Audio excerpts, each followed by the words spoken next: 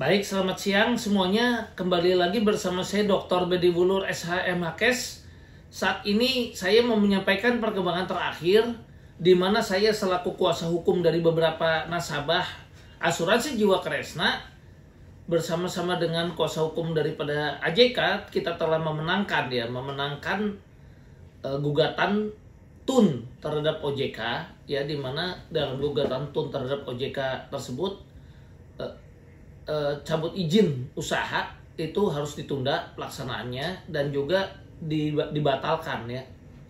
Nah, kita menang baik di tingkat 1 maupun di pengadilan tinggi TUN kita juga sudah menang, dikuatkan. Namun OJK saat ini telah mengajukan kasasi dan telah mengeluarkan siaran pers yang diduga siaran pers ini merugikan kita karena diduga kuat. Jadi siaran pers ini justru sebenarnya diduga kuat bukan untuk melindungi nasabah tapi untuk melindungi OJK sendiri yang diduga kuat telah melakukan perbuatan lalai dan juga diduga kuat telah melakukan kesalahan pejabat-pejabatnya. Kenapa? Karena CIU tersebut sungguh merugikan nasabah. Karena kalau seandainya waktu itu SOL sudah disetujui, mungkin kita sekarang kan sudah menikmati pembayaran. Teman-teman masih ingat kan? SOL waktu itu kita sepakat, udah ada janji dari ownernya sendiri atau PPSP yang zoom sama kita berkali-kali beserta dengan direksi-direksi daripada AJK itu kan, dan perwakilan-perwakilannya kita saksikan semua di zoom. Itu setelah SOL dalam 6 bulan dia cuma minta waktu, setelah 6 bulan kemudian akan dibayar dan udah dicicil kita 3-5 tahun sudah lunas. Gara-gara dia cabut izin usaha kita sampai hari ini kita nggak terima pembayaran. Sehingga diduga kuat kan kita bukan diduga lagi, kita benar-benar sudah mengalami kerugian yang luar biasa. Yang harusnya sudah dibayar jadi tidak menerima pembayaran. Nah, saya akan membantah satu-satu mengenai siaran pers ini, yang pada intinya siaran pers ini menyatakan bahwa langkah pencabutan izin dan pemberian perintah tertulis 23 Juni 2023 itu sudah berdasar pada peraturan pengawasan yang tepat. Saya mau bicara nih, pengawasan tepat yang mana diduga kuat ini adalah mengada-ngada. Kalau dia tepat melakukan pengawasan, nggak mungkin nasabah sampai dirugikan sampai kira kurang lebih 5 triliun. Sekarang dari 6,4 triliun sudah dibayar 1,4 triliun. Sekarang 5 triliun yang belum dibayar. Artinya apa? Kalau Anda sudah melakukan pengawasan yang tepat, itu 200M juga atau 300M Anda sudah ciu dong. Masa ditunggu sampai triliunan baru diciu? Ini kan nggak betul, ya. Jadi diduga justru di sini membuktikan adanya siaran pers ini diduga kuat, ya, adanya kelalaian dan kesalahan, ya, dan ini juga jelas tidak melindungi konsumen dari kerugian yang besar. Justru akibat kelalaian pengawasan, ya, dugaan kelalaian pengawasan yang dilakukan OJK, maka telah terjadi kerugian pada konsumen atau nasabah. Ya, seperti tadi saya bilang, karena terlambat dilakukannya peringatan atau sanksi dan sebagainya, sudah triliunan baru dia bilang katanya ngawasin. Jadi saya bantah. Kemudian RBC, ya. Ini saya mau jelaskan, pencabutan izin usaha Kresna didahului oleh proses pengawasan yang tadi saya sudah jelaskan. Pengawasan ini diduga penuh dengan kesalahan dan kelalaian daripada OJK. Karena apa? Ini kalau kita lihat rasio solvabilitas atau RBC, ya, yang disebabkan jadi nilainya rendah, itu adalah akibat kelalaian dan juga dugaan kesalahan daripada OJK, di mana Kalita yang waktu itu seharusnya dia tergantung pada fluktuatif saham, sementara PIK waktu itu memang dijamin oleh perusahaan dananya. Ini waktu kalau Kalita dipandang salah kan mestinya diberhentikan produk itu atau dilarang dari dulu. Tidak triliunan baru, ya, kemudian dilakukan CIU. Kemudian ini juga malah tindakan ini yang membuat dari RBC perusahaan jadi rendah, jadi minus, kalau nggak salah minus kurang lebih 600-an. Padahal kalau ini tidak disamakan dengan PIK, RBC perusahaan mesti plus 200-an. Ya, nah jadi di sini yang saya mau bicara, apanya yang katanya melindungi? Kalau justru diduga kuat, kelalaian pengawasan ini juga justru merugikan sehingga menyebabkan rendahnya RBC. Kenapa saya bilang begitu? Lah sekarang nasabah PIK dirugikan dong, yang harusnya ada jaminan dia perusahaan ini harusnya untuk dia juga saja sekarang harus PIK dan Kalita.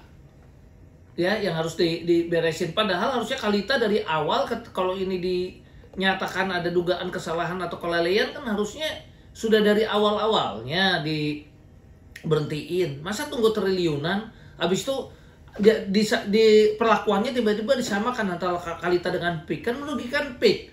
Nah ini jelas ada dugaan-dugaan lagi kembali kesalahan dan kelalaian daripada OJK yang mana malah menyamakan PIK dengan Kalita, ya, yang bukan melarang Kalita dari sejak awal.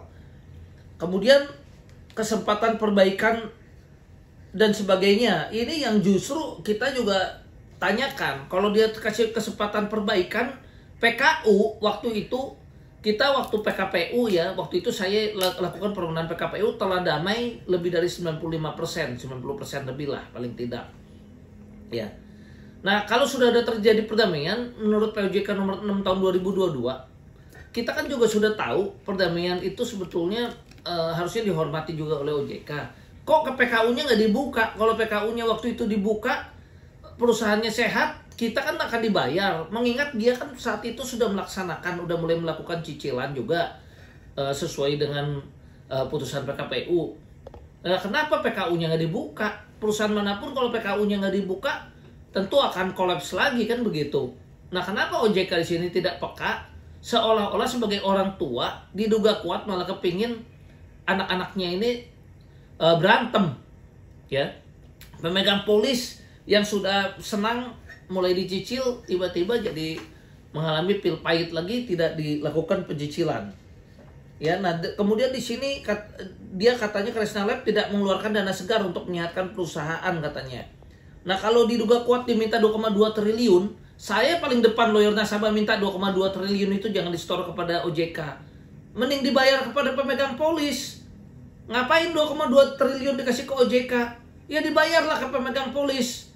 Ya, orang nasabah saya aja sampai ada yang bicara, Pak, daripada begini saya 50% juga setuju dibayar asal sekarang. Di bawah 50% pun ada yang bilang begitu. Ya kalau ada 2,2 triliun masalah Kresna tuh selesai.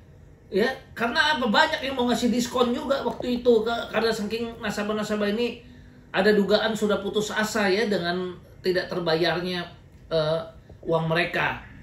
Jadi lucu kalau OJK minta malah di-store ke mereka. Ya mending diberesin untuk nasabah-nasabah terutama sekali yang lansia, yang sakit, yang butuh untuk sekolah. Ya. Nah, jadi dana itu juga menurut saya kita harusnya hitung. Kita harus lihat. Saya sebetulnya kalau dibilang tidak sosialisasi, saya sebenarnya sosialisasi. OJK bisa lihat YouTube saya. Saya lawyer nasabah, saya jelaskan bahwa kita kalau setuju SOL turun dari preferen jadi paling akhir setara dengan pemegang saham.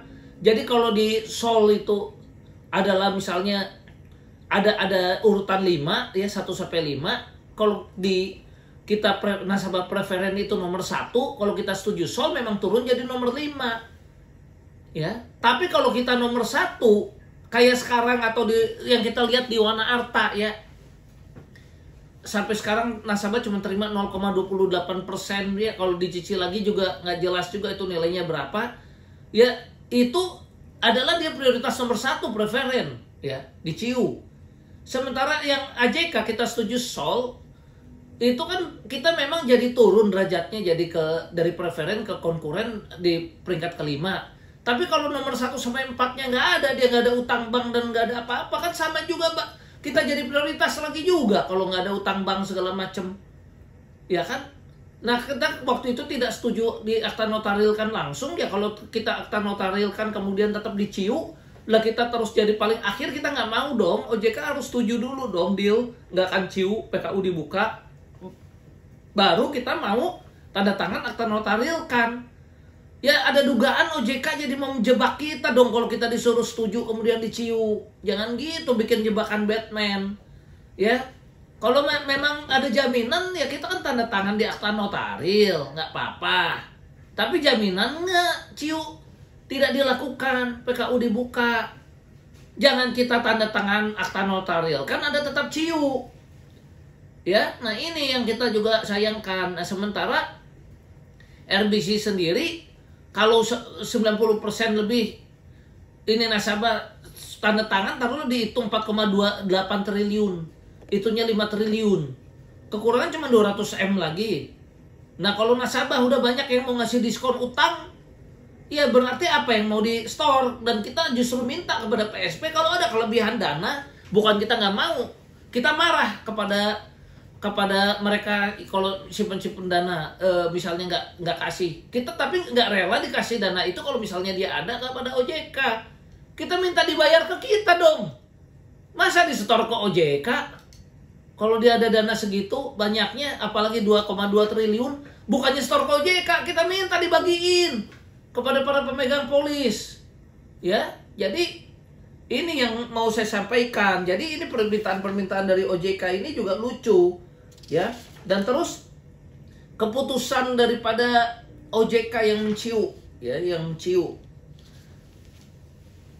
AJK ini sebenarnya juga bukan hanya berdampak merugikan AJK, tapi juga merugikan Kresna JBS. Kenapa? Grup Kresna, kalau kita udah jelaskan ya, pada saat saya menang TUN pertama kali itu sempat saham berangkat naik. Dan kita juga lihat ya, perusahaan grup Kresna ini kalau sahamnya naik, tentu berdampaknya kepada terbayarnya kepada nasabah AJK maupun terbayar juga untuk para nasabah Kresna JBS. Kenapa? Ya mereka banyak jaminan saham. Kalau sahamnya naik kan mereka ikut terbayar. Kalau sahamnya turun, ya AJK nggak kebagian, JBS juga nggak kebagian. Jadi dampaknya ini sangat luas. Ya, kalau perintah tertulis, sekarang dikatakan katanya OJK memberikan perintah tertulis. Nah, perintah tertulis ini diberikan apakah memang untuk melindungi konsumen atau ada dugaan sentimen pribadi terhadap asuransi jiwa Kresna. Kenapa saya katakan begitu? Ya. Karena kalau memang betul dasarnya adalah untuk melindungi konsumen, ya. Kenapa tidak dilakukan terhadap Wana Arta yang jelas-jelas Evelyn kabur ke luar negeri sampai sekarang nggak pulang-pulang? Kok nggak ada sidik, lidik dan sebagainya untuk menyeret Evelyn? Kok nggak ada perintah tertulis kepada Evelyn dan Manfred? Kok lucu cuman Kresna yang dibidik? Kok Jiwasraya tidak diciu? Malah ada pernah saya baca di kontan, katanya ciu itu bisa timbulin huru hara katanya, jadi jangan ada ciu. Kok jadi AJK ini dendam pribadi, saya tanya, terhadap AJK yang akhirnya berdampak pada Pempol, atau OJK ada dendam pribadi diduga, saya nggak nuduh ya, diduga terhadap Michael Stephen, sampai Anda hajar terus tapi Anda nggak berani, ya diduga kuat ya, Anda saya katakan diduga kuat ya, tapi kita bisa lihat sendiri. Ya kok tidak Anda lakukan terhadap Evelyn, Manfred dan kawan-kawan? Ya dan yang lain-lain, Kresna aja terus, pengamat pun yang diduga kuat bayaran atau diduga kuat ya saya nggak tuduh. Ya itu juga yang tiba-tiba muncul pendapatnya seolah menguntungkan OJK itu padahal nggak ngikutin dari awal. Itu juga kan lucu gitu, keluarin pendapat-pendapat yang diduga menyesatkan. Nah sekarang saya tanya, Anda tahu sendiri, ya baik Wana Arta maupun AJK Kresna ini sama-sama udah diperiksa juga di polisi, di Mabes. Ya, kita juga protes ini kepada kepolisian di Mabes Polri. Kenapa yang Kresna ya sudah bisa sampai sidang, sampai sekarang sudah selesai putusan banding, ya kemudian ada direksinya ditahan, tapi di Wana Arta tidak ada penahanan satupun juga, dan bahkan P21 juga tidak. Ada apa dengan Mabes Polri? Juga kenapa OJK juga maupun Mabes ini seolah-olah diduga kuat melindungi Wana Arta sampai sebegitu hebatnya, sementara diduga ada sentimen pribadi terhadap AJK. Kenapa? Karena setelah Pak Kur masuk ke dalam, kita itu setuju kalau kita terus langsung dibayar, ya. Masalahnya gara-gara Pak Kur masuk malah kita jadi nggak dibayar. Yang tadinya dia di luar dia bayar. Padahal prinsip saya apa? Orang kalau takut, ya, kalau takut, contoh cek, dia kasih cek kosong, ya, kita laporin ke polisi, ya, cek ditolak itu. Ketakutan orang yang ngasih cek itu, ya daripada saya masuk, udahlah saya mau bayar, dia bayar kan terus. Nah itu yang waktu itu terjadi sama Pak Kur, dia ketakutan masuk waktu di luar. Nah waktu itu dia mesti bayar, gara-gara masuk dia jadi nggak bayar, kan merugiin nasabah jadinya. Harusnya selama dia bayar jangan masuk. Dia nggak bayar baru masuk. Harusnya selama dia bayar jangan diciu. Dia nggak bayar baru Anda ciu. Ini kan lucu. Dia bayar, Anda masukin, Anda ciu. Ya, di polisi dimasukin ke penjara, kerjasamanya diduga kuat nih ya. Jadi ngerugin nasabah begini nih. Ya. Kemudian ini juga takut ciu nih. Udah sampai jum berkali-kali. Kan orang kalau takut mudah ditemuin. Atau berikat baik mudah ditemuin. Kalau yang nggak takut justru kabur, ya kan? Dan yang tidak berikat baik justru kabur, ya kan? Kan begitu. Nah waktu itu kan saya mudah, ya kan? Cari Pak Pur bisa, cari Pak Michael bisa. Waktu itu cari yang lain-lain juga bisa, direksi-direksinya. Kenapa? Saat itu secara psikologis, ya karena dia mesti bayar, masih cicil, dia takut. Psikologisnya takut masuk ke dalam dia bayar, takut diciu dia bayar. Ya kalau udah diciu dan dia udah masuk ya nggak bayar lagi kan jadinya. Kan perbuatan ini juga jadi merugikan nasabah. Kemudian yang lucunya lagi di Bareskrim kan sudah TPPU cuci uang. OJK juga ngerti hukum semua, pintar semua. Yang namanya TPPU cuci uang itu seluruh aset sampai ke akar-akarnya, sampai ke pribadi-pribadinya juga disita Bareskrim. Sekarang keluarin lagi perintah tertulis, mau ulang lagi penyidikan. Karena upayanya kalau perintah tertulis nggak dijalankan, kalau OJK bisa langsung tarik, asetnya bagiin ke kita, saya dukung. Loh Anda kan ulang lagi dari lidik, sidik, naik lagi ke jaksa, sidang lagi 3-4 tahun. Nasabah suruh tunggu, tambah anjlok tuh saham. 4-5 tahun. Kan perintah tertulis itu bukan artinya langsung dijalankan, enggak. Kalau nggak dijalankan, Anda ulang lagi lidik, sidik lah. Terus kok jadi tuh seolah-olah kan ada dugaan tumpang tindih dengan TPPU yang sudah dilaksanakan Bareskrim. Kalau Anda bilang kita mau minta tanggung jawab secara pribadi, lah tanggung jawab pribadinya sudah dilakukan oleh Bareskrim, kok sudah sampai TPPU dituntut, itu udah jelas sampai ke pribadi-pribadinya. Anda cuma pakai istilah perintah tertulis saja yang membedakan, tapi kan maksudnya sama itu juga. Kalau mau ngejar ke pribadinya kok diulang lagi.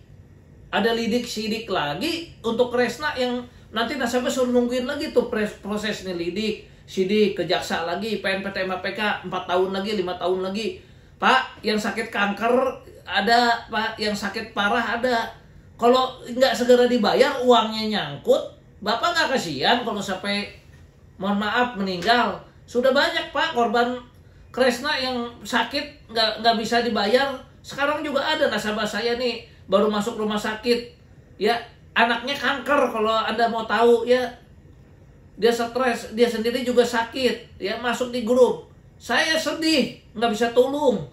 Coba kalau Anda nggak kasasi, ya OJK ya, kemudian ini dikelirkan, diberesin, ya kan Anda awasin, bukannya kita nggak setuju, pengusaha aja enak-enak, enggak, Anda awasin sampai terbayar seluruh pemegang polis, itu yang benar. Kalau dia nggak bayar lagi, Anda jewer lagi.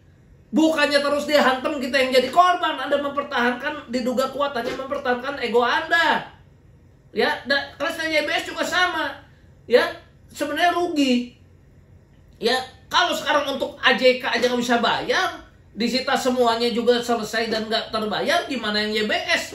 Lebih nggak terbayar lagi. Tapi kalau sahamnya naik, ya tentu yang YBS juga ada harapan terbayar, yang Kresna AJK ini juga terbayar.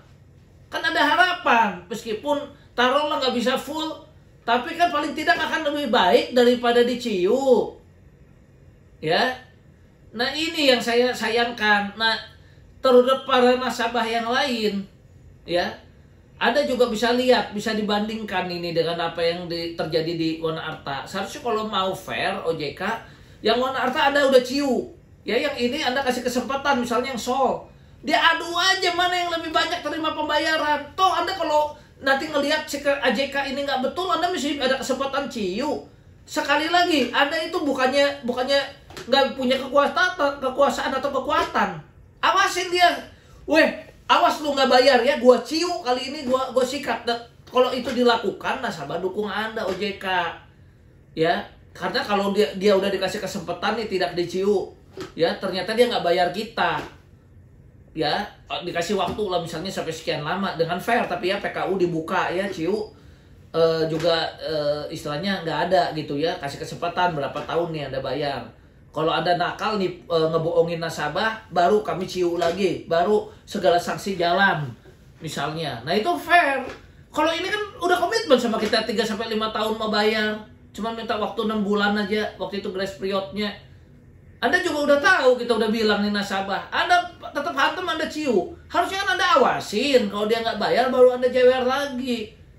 Ini mah diduga kuat bukan melindungi kepentingan nasabah dong, jadinya diduga kuat hanya mementingkan ego Anda jadinya OJK beserta jajaran pejabatnya. Ya. Sekian dan terima kasih. Berikut bantahan saya terhadap siaran pers sekaligus menjelaskan upaya hukum yang saya lakukan ini ya dalam hal membatalkan CIU itu tadi alasan-alasannya sudah saya jelaskan, karena sudah jelas kan kalau saham ini akan terpengaruh oleh sentimen pasar. Kalau sentimen pasar lihat perusahaan Kresna ini bangkit, ya jadi nggak mungkin. Saya baca di surat kabar diduga kuat ada hal-hal juga yang merugikan Pempol, dibilangnya jadi zombie. Jadi zombie bagaimana? Sekarang saya jelasin nih. Kita menang TUN, berarti CIU-nya dibatalkan, ya. Kalau CIU-nya dibatalkan, kemudian solnya diterima, RBC-nya naik, berarti PKU kan harus dibuka. Karena lebih dari 220. Lebih dari 120, ya. Nah, jadi sekarang saya tanya nih, kalau hal itu udah terjadi, sudah terpenuhi RBC, PKU-nya dibuka, perusahaannya jalan, sentimen pasar masuk, karena mereka juga akan lihat kok ada perusahaan yang begitu didukung oleh nasabahnya dan bisa lepas dari CIU, ya, dan otomatis harus lepas dari PKU dong, logikanya kan begitu, ya kan. Sentimen pasar masuk positif, sahamnya naik, gara sahamnya naik, usaha jalan lagi, ya bisa bayar ke nasabah. Itu kan logikanya, pada bisa dibilang jadi zombie. Tapi kalau Anda tetap ganggu, dia diduga kuat, Anda tetap mempertahankan ego Anda, PKU-nya nggak mau Anda buka, padahal udah lihat RBC-nya naik gara-gara sol ini udah lebih dari 90%, ya ini sulit. Ya kan, berarti ada dugaan kesalahan dan kelalaian yang telah dibuat oleh pejabat OJK yang merugikan nasabah YBS maupun ya nasabah AJK yang berdampak. Tentunya bisa pula kita menuntut ganti rugi tentunya kepada OJK. Ya kan, apa bedanya dengan kejadian-kejadian perbuatan melawan hukum yang terjadi, ya kan, istilahnya yang merugikan nasabah, yang mana ini menjadi presiden buruk tentunya malahan, ya. Justru putusan hakim TUN menurut saya ini mencerminkan keadilan, membela masyarakat kecil. Karena ada dugaan diskriminasi, ada anak emas, ya kan, coba Jiwasraya bisa nggak diciu, katanya kalau diciu timbulin huru hara. Kemudian Wana Arta nggak ada perintah tertulis, nggak ada lidik, nggak ada sidik, dia diduga kuat, disayang-sayang tuh, nggak ada direksinya juga di Barreskrim, nggak ada yang ditahan, ya kan, di sini juga OJK nggak ada lidik sidik berita tertulis, ya kan, seolah ada dugaan dendam pribadi jadinya kalau begini, ya kan. Sekian dan dugaan perseteruan ini yang menjadi diduga kuat ya mengorbankan kepentingan masyarakat, dan khususnya ya baik nasabah AJK maupun nasabah YBS. Ya, sekian, terima kasih, salam sehat.